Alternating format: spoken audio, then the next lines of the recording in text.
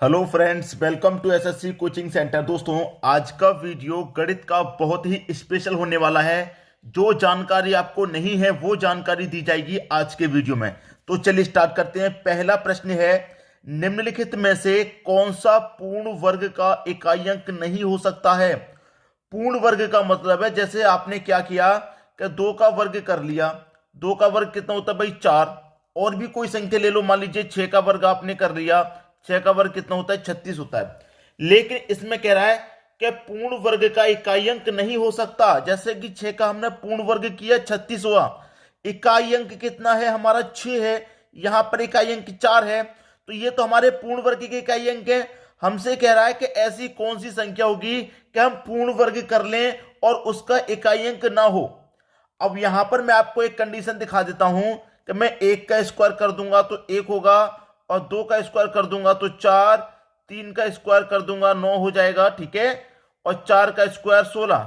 अभी क्लियर हो जाएगा। चार का स्क्वायर 16, पांच का स्क्वायर 25, छह का स्क्वायर 36, सात का स्क्वायर 49, और आठ का स्क्वायर 64, नौ का स्क्वायर 81, और 10 का स्क्वायर 100। ठीक है। अब देखिए, मैं आपको क्लियर करूं एक बात। एक भी पूर्ण वर्ग का इकाई अंक है। यहां पर इकाई अंक नहीं हो सकता। कौन सी संख्या जो इकाई अंक नहीं होगी? एक भी इकाई अंक होती है, चार भी होती है, नौ होती है, 16 होती है। 16 मतलब 6 इकाई अंक होता है। पांच भी इकाई अंक होता है, छह भी इकाई अंक होता है, नौ भी इकाई अंक होता है, चार होता है, एक होता है, जीरो होता है। अब यहां पर कौन सी इकाई अंक नहीं होती, आपकी समझ में आया? मैं आपको बता दूं कौन सी संख्या जो पूर्ण वर्ग का इकाई अंक नहीं होता। जैसे कि दो। यहां पर कहीं पर आपने वर्ग कर लिया 1 से लेके 10 तक का, तो कहीं पर आपको दो नजर आ रहा है, इकाई अंक में नहीं नजर आ रहा। दो इकाई अंक नहीं होता। तीन नजर आ रहा कहीं पे भी? कहीं पे भी देखिए आपको तीन नजर आ रहा, इकाई अंक में नहीं नजर आ रहा। तीन भी किसी संख्या का इकाई अंक नहीं होता। और तीन के बाद में मैं जानता हूं कि सात भी इकाई अंक नहीं होता। आपको कहीं पे सात नजर आ रहा, इकाई अंक में नहीं नजर आ रहा। सात भी इकाई अंक नहीं होता। आपको कहीं आठ नजर आ रहा है, इकाई अंक में नहीं नजर आ रहा। आठ भी इकाई अंक नहीं होता। एक से लेके 10 तक इसलिए किए हैं, एक से लेके 10 के बाद में आप कितने भी आगे स्क्वायर करते जाइए, ये इकाई अंक में नहीं मिलेंगे। यही इकाई अंक होते हैं। ठीक है। तो दो, तीन, सात, आठ, ये किसी भी संख्या का वर्ग करने के बाद इकाई अंक में नहीं आते। अब इनमें से कौन सा दे रखा है ऑप्शन में? भाई दो दे रखा है, दो नहीं दे रखा। तीन, तीन भी नहीं है। सात, सात भी नहीं है। आठ, आठ दे रखा है सी ऑप्शन में। तो इसका मतलब आठ यहां पर कह रहा था कि पूर्ण वर्ग का इकाई अंक नहीं हो सकता। आठ आपके किसी भी संख्या के पूर्ण वर्ग का इकाई अंक नहीं हो सकता। यह आपका सही जवाब है। बात क्लियर हो गई? जानकारी आपको थी पहले से या नई नई मिली आज? इस बात को कमेंट बॉक्स में बताइएगा। अब देखेंगे अगला प्रश्न।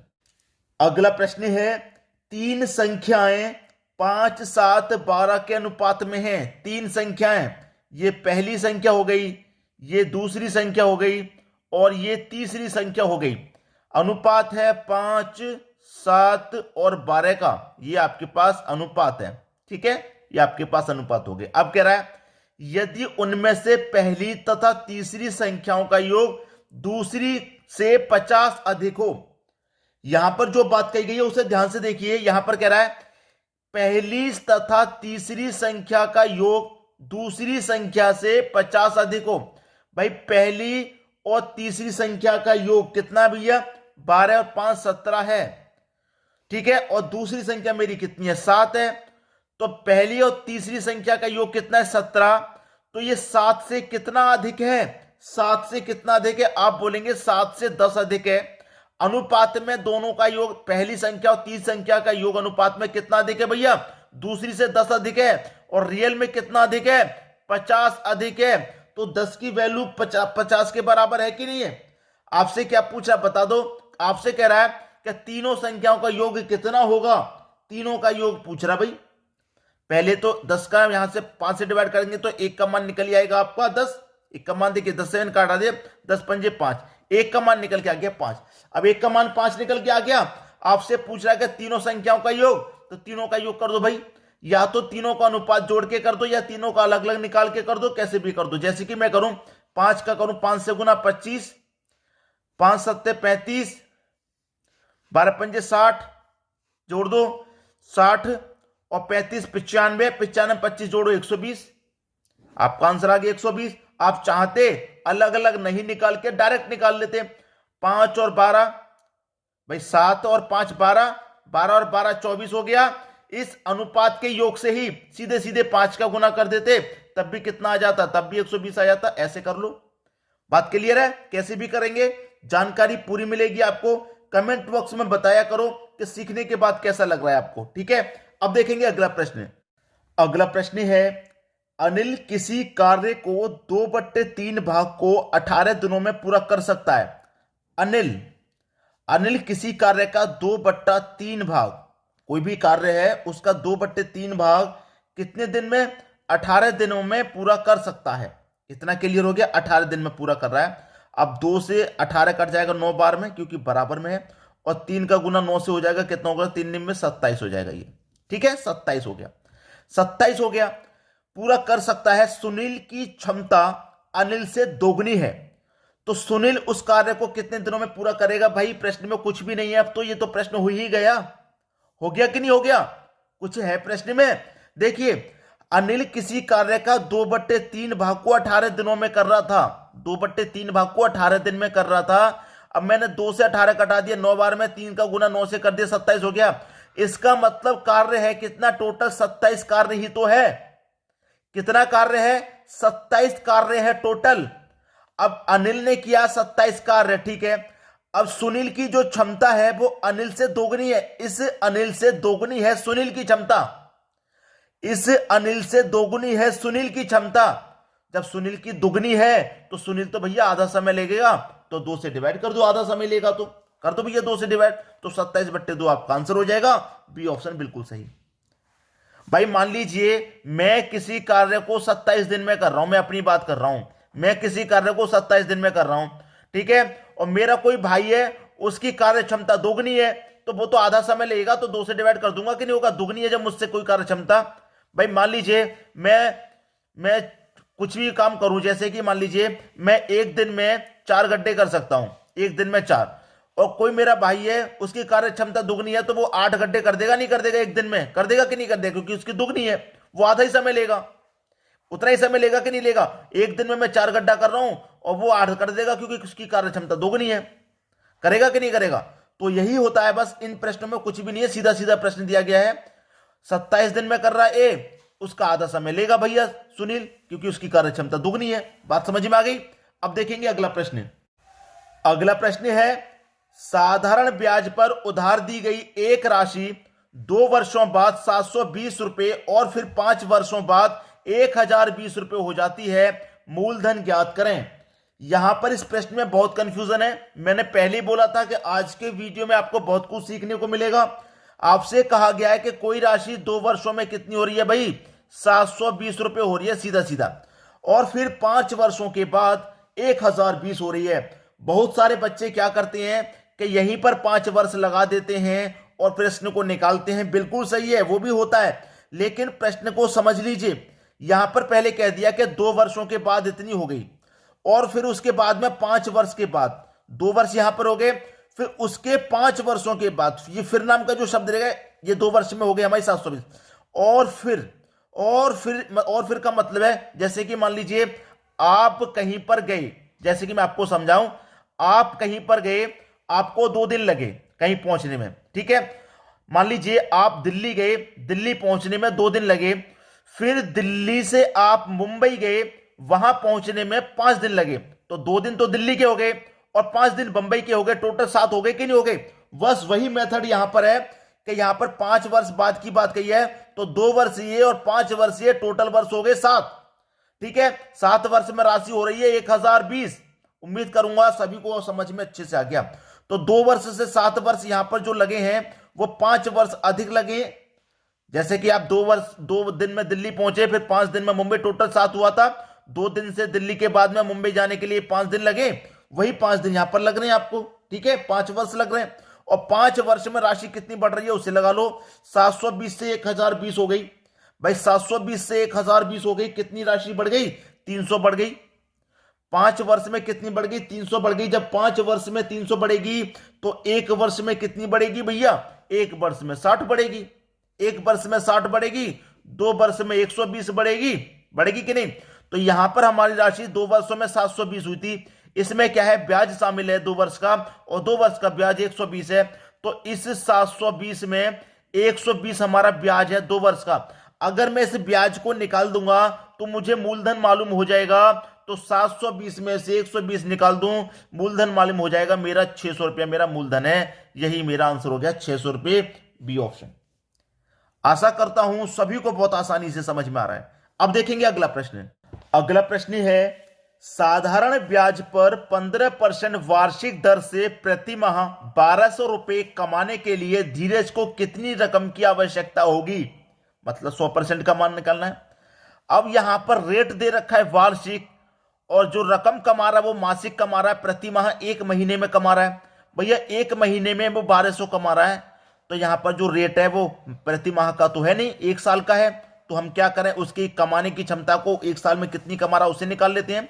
भाई 1 महीने में कमा रहा है 1200, तो 1 साल में 12 महीने होते हैं, तो वो 12 महीने में कितना कमाएगा? 12 12 का गुना 144, और 2 जीरो आ जाएंगे। मतलब वो 1 साल में कितने कमा रहा है? 14,400 कमा रहा है। और 1 साल का रेट कितना है भाई? 15% है। तो 15% के हिसाब से वो 14,400 कमा रहा है। ठीक है, 15% का बराबर 14,400 के। हमें निकालना है 100% का मान। 100% का मान निकालना भैया कैसे निकालेंगे? 14,400 में 15 से डिवाइड कर देंगे। 100% का मान निकालना है, 100 से गुना कर देंगे, आंसर आ गया। बस खत्म हुई बात। आ गया कि नहीं आ गया? आंसर आ गया। देखिए यहां पर मैं कटा दूंगा, 5 से कटा दूंगा, ये 20 बार में कटेगा।